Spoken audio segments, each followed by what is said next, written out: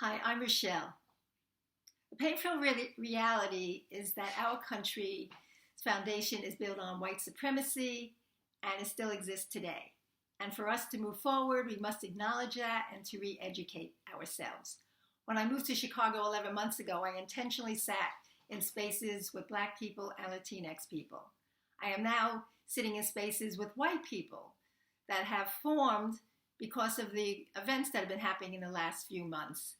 And they're asking, how do we have meaningful conversations with ourselves and with a diverse group of people? This topic is very important to me, just because I've had so many conversations, and I will continue to have these conversations. So their words, they're preparing themselves for uncomfortable conversations. And Emmanuel Acho even has a show, Uncomfortable Conversations with a Black Man. Uncomfortable actually seems very fitting for white people because we've been too comfortable for too long. There's many Black people have shared their stories where they consciously have to work at making sure white people are comfortable, where a Black man will walk slowly around the white woman so he isn't seen as a threat, or a Black mom telling her kids to behave when there's white people around when they're already behaving. So uncomfortable is a good thing. I just want to reframe it. I want to suggest, instead of saying that we're going to have uncomfortable conversations, that we're going to have courageous conversations. That lifts all of us up. And in these courageous conversations, within them, you're going to feel awkward. You're going to feel ignorant. You're going to feel uncomfortable as you listen to stories. And we're not going to judge, and we're not going to interrupt. We're not going to defend, we're going to listen. Because too many of our fellow citizens have been waiting way too long to have their voices heard, and we have to honor their voices. So after you get over those uncomfortable situations, here's the treasure. This is the part that I really wanted to share about in this video, because then you will get to the point where you're going to feel such gratitude, such compassion, such connection. You're going to build friendships. You're going to have a shared humanity. You're going to have shared love. That's the prize. That's what we're going for.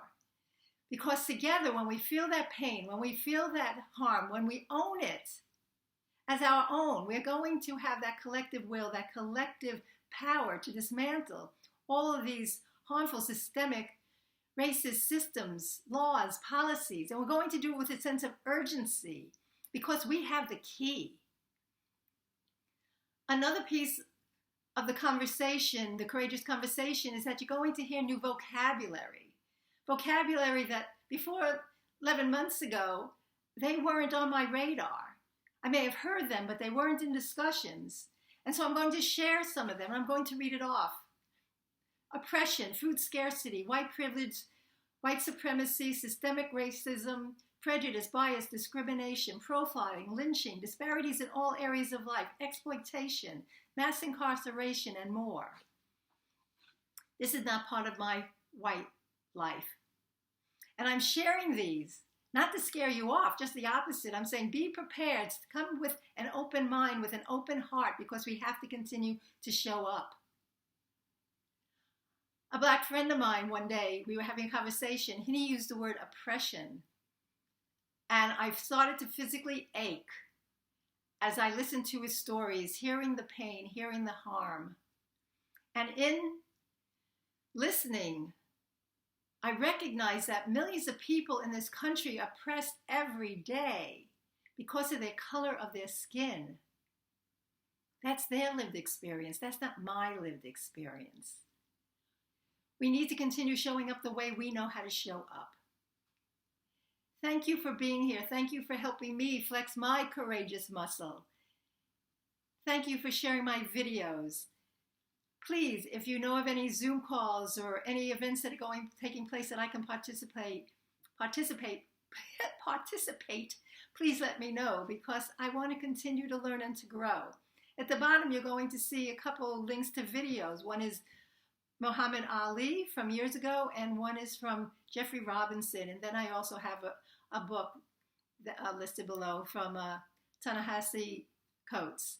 So please keep staying informed. Take care of yourselves. Much love. Until the next time.